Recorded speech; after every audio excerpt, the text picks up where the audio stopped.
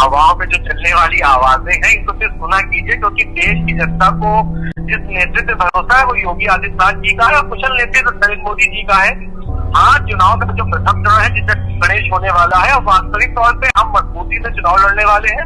हमने बूथ स्तर तक अपने कार्यकर्ताओं का समायोजन करके प्रत्येक कार्यकर्ता को उसकी जिम्मेदारी दी हुई है कि वो देश हित और समाज हित के लिए भारतीय जनता पार्टी के कमल के निशान पर चुनाव जीतने अपना मोहर लगाकर देश की जनता ये आश्वस्त करे कि देश सुरक्षित हाथों में रहने वाला है। और आने वाले समय में ये जो आपने 2022 की बात की, 2022 में जो हवाएं थी वो हवाओं के रुख के बाद भी चुनाव का रिजल्ट सबके सामने है कि वास्तविक तौर पे हवाओं के रुख में और वास्तविकता में क्या फर्क है।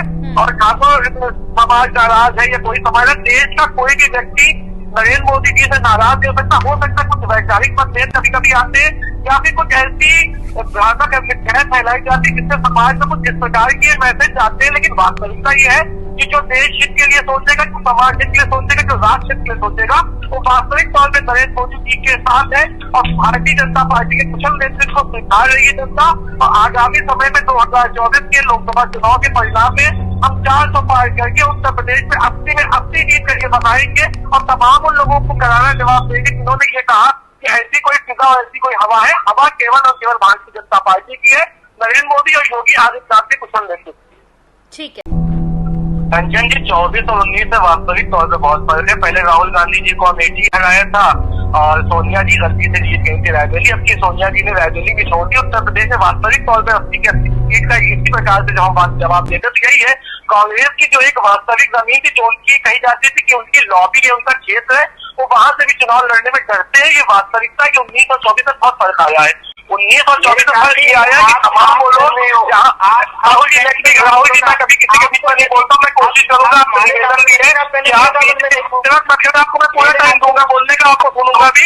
अगर आप मुझे इंटरप्ट करेंगे तो मैं बोलने में देता हूँ, मैं भारतीय जनता पार्टी का नेता हूँ, मैं आपको तभी बोलने दूंगा जब आप मुझे बोलने देंगे। आप अपनी बात रखिए, आपको कौन मना कर रहा है बात करने से? भाई मेरी बात तक बात नहीं दे आप अपने समय में बात करने का मौका दूंगा ना, मौका दूंगा, बोल लीजिए आप।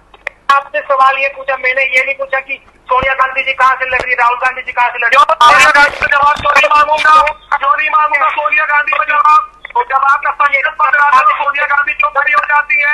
जब आपका संकल्प पत्र आता है तो राहुल गांधी क्यों खड़े हो जाते हैं? जब आपका सोनिया गांधी राहुल गांधी के अलावा नहीं दिखाई देता, न्याय यात्रा जाती है राहुल गांधी नजर आते तो क्यों नहीं जवाब पूछा जाएगा? सोनिया गांधी जी से क्यों नहीं पूछा जाएगा? चोट छोड़ के चली गई रायबरेली लोकसभा सीट नहीं, आगे उनको किस चीज का डर था, आगे उनको किस चीज का भय था? क्या उनको मोदी के नेतृत्व, क्या उनको ये भी नहीं मालूम था कि सवाल वो जीत सकती है, मोदी नहीं बनेगी? क्या उनको ये मालूम नहीं हो गया? एक एक करके राहुल जी मैंने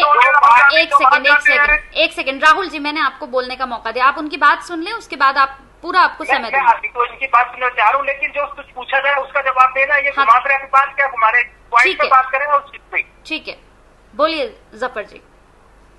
मैम, हम यही बोल रहे हैं कि जब 2019 से 2024 के बीच फर्क ये आता है कि जब आदरणीय सोनिया गांधी की रायबरेली लोकसभा सीट छोड़ के राज्यसभा चली जाती तो फर्क यहाँ पे आता है कि उनको ये मालूम होता है कि अगर वो लोकसभा चुनाव लड़ेंगी तो वो सीट भी चली जाएगी, जैसे आदरणीय राहुल गांधी जी की सीट चली गई अमेठी से।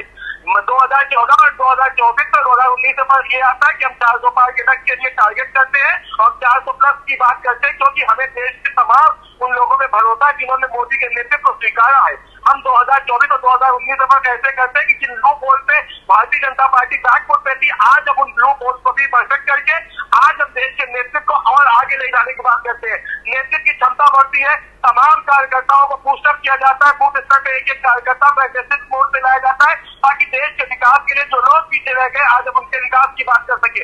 हम तमाम अभी इन्होंने बोला 19 और 24 में क्या फर्क है? देश में कोविड आया था, जिस समय कोविड आया तो लाशों के अंबार लगे हुए थे विदेशों में, वहां पे भी मोदी के नेतृत्व में आज देश के तमाम लोगों को सुरक्षित करने की कोशिश की गई, तमाम लोगों को कोविड के टीके लगाए गए।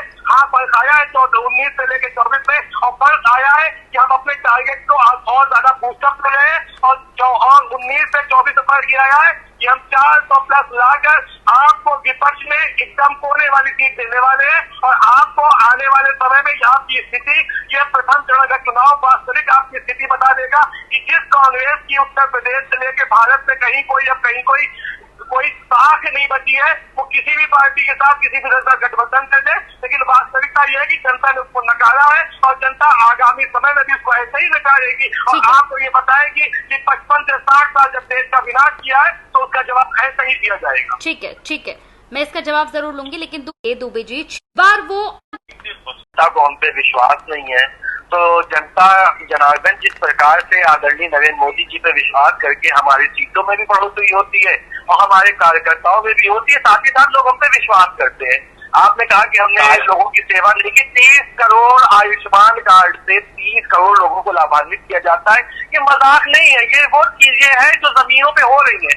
हमने लोगों को आवाज देकर जिनके सर पे छत नहीं थी, हमने उनको आवाज दिए, हम काम कर रहे हैं। हम कांग्रेस की तरह, अभी आपने राम मंदिर का नाम दे रहे, आपका खाना नहीं खत्म होता क्या? भारतीय जनता पार्टी वाले राम मंदिर का नाम ना ले तब भी आपको राम जी का नाम लेना है, क्योंकि आपकी पार्टी जो सनातन विरोधी है उसको कहीं ना कहीं से राम जी का नाम लाके राम जी के नाम पे भी राजनीति लिया ना। नाम किसने लिया? मैंने लिया कि आपने लिया? आपका अकेले का नहीं है, राम मंदिर हमारा भी है।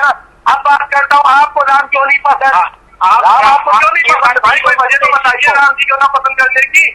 और आपने बताया कि आप देश के युवाओं के लिए सोच रहे हैं, आपके बड़े बड़े नेता जाते हैं वाराणसी में, देश के युवाओं को नशेड़ी कह देते हैं। आप वास्तविक तौर पर देश के युवाओं के लिए सोच रहे, कम से कम भाषा तो उनसे कहिए कि मर्यादाओं तो है कि देश के युवाओं को यदि वो नशेड़ी कह के आएंगे, क्या देश का युवा उनको वोट देगा? क्या देश के सनातनियों को आप सनातन और भगवान राम से लेकर रामचरितमानस के खिलाफ डेंगू मलेरिया जैसी चीजों पे जैसे अभर टिप्पणी करेंगे, माता लक्ष्मी पे अभर टिप्पणी करेंगे, क्या इस देश का सनातनी आपके साथ होगा? मुझे तो नहीं लगता। यदि मैं किसी धर्म को फॉलो करता हूँ, कोई मेरे धर्म के खिलाफ बोलेगा तो मैं उस व्यक्ति को राजनीतिक तौर पर नाप दूंगा या राजनीतिक भूमि की तैयार हूँ? नहीं, क्योंकि आपने देश के अपमान किया, देशवासियों का अपमान किया, सनातनियों का अपमान किया, देश के युवाओं का अपमान किया, देश की तमाम नीतियों का अपमान किया। ये बहुत वजह है जिसकी वजह से आपको नकारा जाता है। और दोबारा आपको बता रहा हूँ, 2024 में इससे बदतर हालात होने वाले हैं, क्योंकि ना आपकी नियत है ना आपकी नीति है। आपके न्याय पत्र आते तो थाईलैंड और बैंकॉक के पत्र की फोटोग्राफ नहीं है, जिसके पास अपनी आइडियोलॉजीज नहीं है, जिसके पास अपने डेटा नहीं है, वो देश के सबसे कुशल नेता आदरणीय नरेंद्र मोदी के खिलाफ एक कोई व्यक्ति खड़ा करने की क्षमता नहीं रखता है। वो पार्टी नरेंद्र मोदी के खिलाफ चुनाव लड़ना साहस है, वो दिल खोल के लड़िए, आपकी अच्छे से जमानत अब करवाई जाएगी और आपको ये बताया जाएगा कि देश की जनता केवल और केवल भारतीय जनता पार्टी नरेंद्र मोदी एवं एनडीए के कुशल नेतृत्व के साथ है। और आप सब पुनः सीट देकर उत्तर प्रदेश से तो सिर्फ 3 वोट मैं आपको उत्तर प्रदेश से ले लीजिए, उसके बाद देश के अन्य कोणों से भी आपको इस प्रकार से इस बार जवाब मिलेंगे कि आपको पता चलेगा कि देश की जनता के साथ जिस तरह का आपने तो कुम्हाराघात किया है उसकी सजा जनता जनार्दन दे रही है। ठीक है, ठीक है। आप नवीन दुबे जी इस प्रकार से बोल रहे हैं कि ये सिर्फ घोषणाएं हैं। नवीन भाई साहब, मैं आपका बड़ा सम्मान करता हूँ, आप अपने गाँव क्षेत्र में ग्रामीण अंचल में जाते हो तो बहुत से ऐसे मकान आपने भी देखे होंगे पहले, जहाँ पे मकान कच्चे मकान थे, आज वहाँ पक्के मकान है। ये मोदी के निश्चित क्षमता के आधार पर हुआ है और इसको आप नकार नहीं सकते। चाहे आप किसी भी राजनीतिक दल की पृष्ठभूमि उठाकर देखें, जो जमीन पर जिन चीजों को पहुंचना था, आज वास्तविक तौर पर अगर भारतीय जनता पार्टी कहीं पहुंची तो वो वास्तविकता पहुंची है। घर घर पहुंचाने की स्कीम यदि योजना है, अगर व्यक्तिगत मैं आपको दूंगा भैया, आपका मैं पूरा समय दे मैं आपको पूरा दूंगा, समय पूरा दूंगा। प्रधानमंत्री आवास योजना का गुणगान कर रहे हैं, आपको याद होना चाहिए अंजनी के अंदर काशीराम कॉलोनी भी बनाई गई थी और उनमें भी लोगों को आवास मिले थे। आप ढोल बहुत बड़ा पीट रहे हैं, लेकिन वो ढोल की साउंड इतनी बेहतर नहीं आ रही है जिससे जनता बहुत ज्यादा आकर्षित। भाई साहब, मैंने प्रधानमंत्री आवास योजना कोई नई योजना नहीं है, बहुत पहले की चली आ रही है। इसी तरीके से प्रधानमंत्री ग्राम सड़क योजना है। ठीक है, जफर जी बोलिए। ठीक है नवीन जी।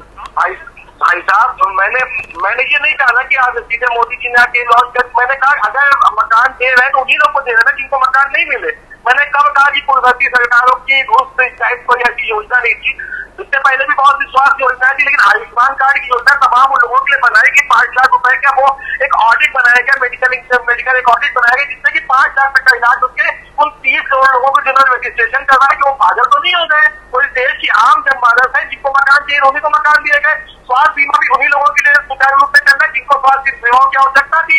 शौचालय उन्हीं लोगों के मकानों में बनाए गए जहाँ शौचालय की आवश्यकता थी। तो इन तमाम जमीनी मुद्दों पर भारतीय जनता पार्टी जमीनी तौर से आम जनमानस की समस्याओं को समझती है। कहाँ पर उन मुद्दों पे कैसे काम करना है, किन मुद्दों से जनता आक्रोशित है। बहरहाल जफर जी, देखना तो यही है कि कौन कितना तैयार है चुनावी चुनौतियों के लिए, क्योंकि ये